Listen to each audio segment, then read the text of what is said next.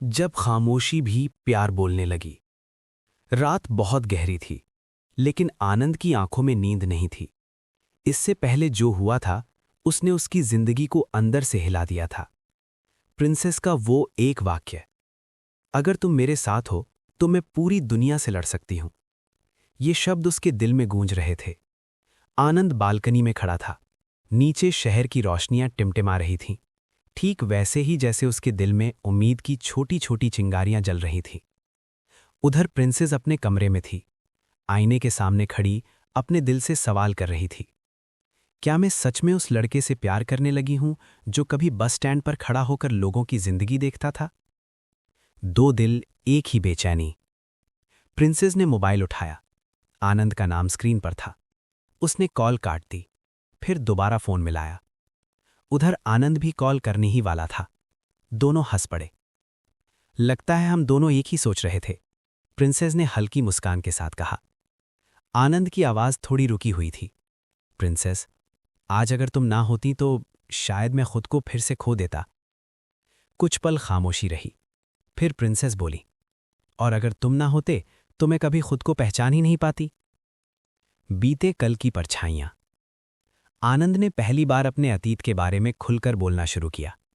तुम जानती हो, मैं बस स्टैंड पर सिर्फ काम नहीं करता था, मैं वहां लोगों के चेहरे पढ़ता था। कोई किसी से मिलकर जा रहा होता था, कोई किसी को खोकर। उसकी आवाज भारी हो गई। मैं भी किसी का इंतजार करता था, लेकिन कोई नहीं आया। प्रिंसेस की आंखें भर आईं। और मैं, उसने कहा, सोने के महलों में बहते हुए भी अकेली थी। सब कुछ था, बस कोई अपना नहीं। जब हाथों ने दिल थाम लिया।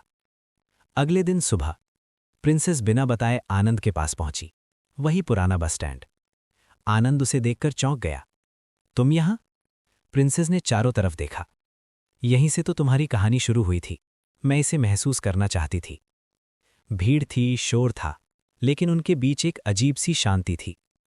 अचानक प्रिंसेस ने आनंद का हाथ पकड़ लिया। आनंद का दिल तेज धड़कने लगा। डरो मत, प्रिंसेस मुस्कुराई। आज मैं तुम्हारे साथ हूं।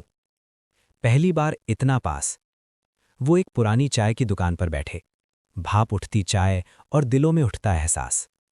प्रिंसेस ने धीरे से कहा, आनंद, क्या तुम्हें कभी किसी से प्यार हुआ? आनंद ने उसकी आंखों में देखा।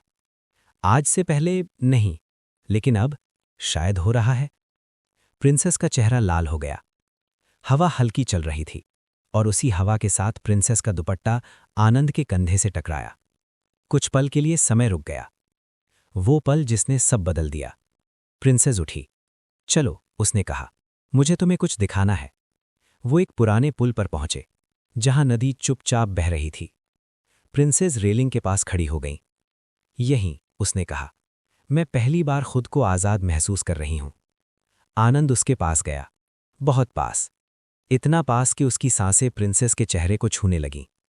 प्रिंसेस ने आंखें बंद कर लीं।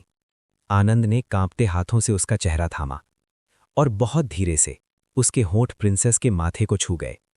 ये कोई जल्दबाजी नहीं थी, ये इज्जत थी, प्यार था। प्रिंसेस की आंखों से आंसू बह निकले। आनंद, तुम जानते भी नहीं हो तुमने मुझे कितना सुरक्षित महसूस कराया है। नया फैसला।